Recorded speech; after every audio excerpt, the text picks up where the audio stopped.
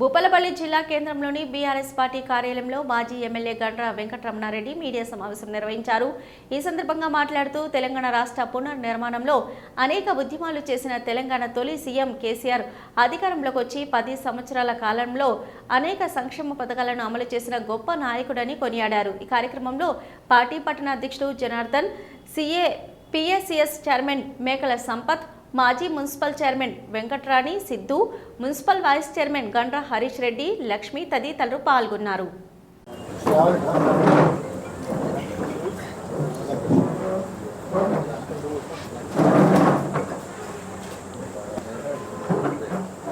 హృదయపూర్వకంగా ఈ సాయంకాలం వేళ మీ అందరికీ హృదయపూర్వక శుభాకాంక్షలు. నిన్న భారత రాష్ట్ర సమితి యొక్క రజతోత్సవ సభ నిన్న ఎల్కతుర్తిలో జరిగినది. భారతదేశ రాజకీయ చరిత్రలోనే అతిపెద్ద సభగా మరి చరిత్రలో నిలిచిపోతుందని చెప్పడానికి ఏమాత్రం అతిశయోక్తి లేదు.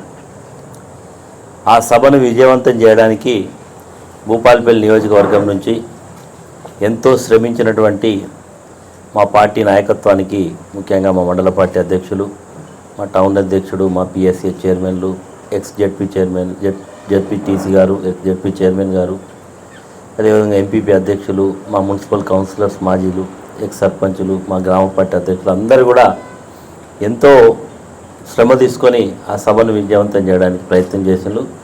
మరి వారందరికీ, ఆ సభకు విచ్చేసిన మా బీఆర్ఎస్ పార్టీ కుటుంబ సభ్యులకు, బీఆర్ఎస్ పార్టీ అభిమానులకు, అదేవిధంగా దాదాపు 25 రోజుల పాటు నేను ప్రతి గ్రామానికి, ప్రతి వార్డుకు తిరిగినప్పుడు ప్రచారం చేస్తున్న సందర్భంలో ఆ వార్తలను ఎప్పటికప్పుడు సమాజానికి తెలియజేసిన మీడియా మిత్రులందరికీ కూడా హృదయపూర్వక నమస్కారం.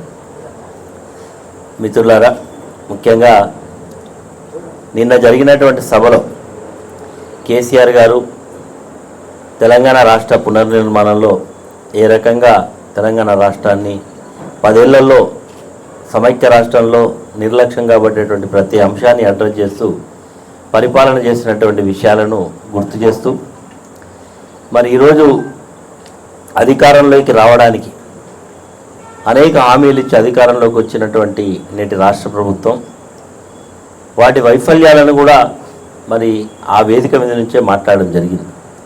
అదే సందర్భంలో కాంగ్రెస్ పార్టీ తెలంగాణ రాష్ట్రానికి ఒక విలన్లాగా ఉందనేటువంటి మాట కూడా మాట్లాడింది. అదే సందర్భంలో కొంతమంది మంత్రులు మరి వారు కేసీఆర్ గారి మాటలను విమర్శించేటువంటి ప్రయత్నం చేశారు. ఈరోజు నేను భూపాలపల్లి బీఆర్ఎస్ పార్టీ ఆఫీస్ నుంచి కాంగ్రెస్ పార్టీకి సంబంధించినటువంటి ముఖ్యమంత్రి కానీ, ఆనాడు సిఎల్పి లీడర్గా ఉండేటువంటి భట్టి గారు కానీ, ఆనాడు ఇవి కొంచెం సాధ్యం కావు, ఇంత బడ్జెట్ లేదు, ఈ హామీలు అమలు కాదని కొంతమంది ఆర్థిక విశ్లేషకులు కూడా చెప్తే మాకు అనుభవం ఉంది, అపారమైన అనుభవం ఉంది మాకు. మేము చాలా సంవత్సరాలు ఈ దేశాన్ని పరిపాలన చేస్తున్నాం, ఈ రాష్ట్రాన్ని కూడా పరిపాలన చేస్తున్నాం, మాకు అవకాశం ఏంటి, మేము చేస్తామని చెప్పినప్పుడు మీరు ఎందుకు ఇది కాదని చెప్తారు అని చెప్పి ఎదురుదాడి చేసే ప్రయత్నం చేస్తాం. అల్టిమేట్గా ప్రజలు వాళ్ళు చెప్పినటువంటి మాటలు నమ్మిళ్ళు, 6 గ్యారెంటీలు, 420 హామీలు నమ్మి అధికారాన్ని వాళ్ళకి ఇవ్వడం జరిగింది. అధికారం ఇచ్చిన తర్వాత ఒకే మాటతో, ఒకే సంతకంతో నేను 2 లక్షలు రుణమాఫీ చేస్తా అన్నాడు. ఆయన చేయలేకపోతున్నప్పుడు దేవుళ్ళ మీద ఒట్టు పెట్టుకున్నాడు. నాకు తెలిసి భారతదేశ రాజకీయ చరిత్రలో ఒక ముఖ్యమంత్రి భగవంతుడి మీద ఒట్టు వేసి నేను ఈ స్కీమ్ను పూర్తి చేస్తా అని చెప్పి ఇంత ఘోరంగా మాట తప్పినటువంటి సందర్భాలు అది కేవలం రేవంత్ రెడ్డి గారికి మాత్రమే దక్కింది. ఈరోజు దేవుల యొక్క ఆగ్రహానికి కూడా రేవంత్ రెడ్డి కారకుడవుతాడు. కాబట్టి రుణమాఫీలో పూర్తిగా వైఫల్యం.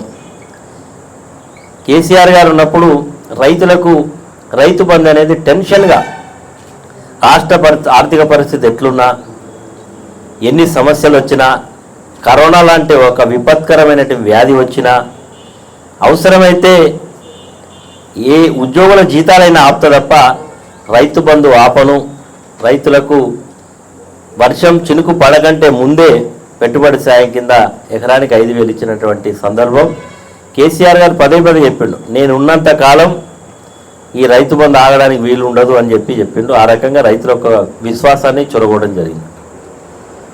ఈరోజు రైతు బంధు విషయంలో ఏ రకంగా మీనమేషాలు లెక్కిస్తుందో ఈ ప్రభుత్వం చూస్తూ ఉన్నాం. ఈ రైతు బంధును ఎత్తేయడానికి సాక్షాత్తు ఇరిగేషన్ శాఖ మంత్రిగా ఉన్నటువంటి ఉత్తమ్ కుమార్ రెడ్డి ఆయన చెప్పిండు, ప్రజాధనాన్ని దుర్వినియోగం చేస్తూ ఉన్నాడు కేసీఆర్ గారు, అవసరమా రైతు బంధు అని కూడా ఆయన సహజసిద్ధంగా వాళ్ళ మనసులో మాట చెప్పిండు. అదే ఈరోజు అమలు చేస్తూ ఉన్నారు. రైతు బంధుకు పంగనామాలు పెట్టిండ్రు. 2000 పెన్షన్ 4000 చేస్తా అన్నారు. ఇప్పుడు దాని గురించి అసలు ప్రస్తావన చేయడం లేదు. ఇంట్లో ఇద్దరికి ఇస్తా అన్నాడు, భార్యకు భర్తకి ఇద్దరికి ఇస్తా అన్నారు. ఊసే లేదు. ఆ ఊసు లేకపోతే లేకపోయింది. కనీసం చనిపోయినటువంటి గతంలో ఏముండేదంటే ఒక భర్త చనిపోతే అది ఇమీడియట్గా భార్యకు ట్రాన్స్ఫర్ అయ్యేది. ఇప్పుడు ఈ 16 నెలల్లో చనిపోయినటువంటి పెన్షన్దారుల యొక్క పెన్షన్లు అన్నీ కూడా పెండింగ్లో ఉన్నాయి. ఆ వెబ్సైటే క్లోజ్ ఉంది. ఇప్పటివరకు దాని గురించి కూడా ప్రస్తావన లేదు. పెళ్లి చేస్తే కళ్యాణ లక్ష్మి అదనంగా తులం బంగారం ఉన్నాడు, దాని మీద ప్రస్తావనే లేదు. ఆడపిల్లలు స్కూటీ ఇస్తా అన్నాడు, దాని ప్రస్తావన లేదు. ఇండ్ల విషయంలో ప్రగల్భాలు పలికిళ్ళు నెలలు గడుస్తూ ఉన్నాయి. ఆ లిస్ట్ ఏందో, అందులో ఉండేటువంటి అంతర్గత రహస్యం ఏందో ఎవరికి తెలియదు. ఆ ఎమ్మెల్యే క్యాంప్ కార్యాలయంగా మంత్రుల క్యాంపులకే తెలుసా, ఆ కలెక్టర్లకే తెలుసు. కానీ ఇప్పటివరకు అది ఎవరికి ఇచ్చిండ్రు, ఎక్కడ గ్రౌండ్ అయినాయి. నేను చూసినా కలెక్టర్ రివ్యూ చేస్తాను ఇందిరా మీద, ఎవరికి ఇచ్చినో తెలిస్తే కదా అసలు ఏమైంది.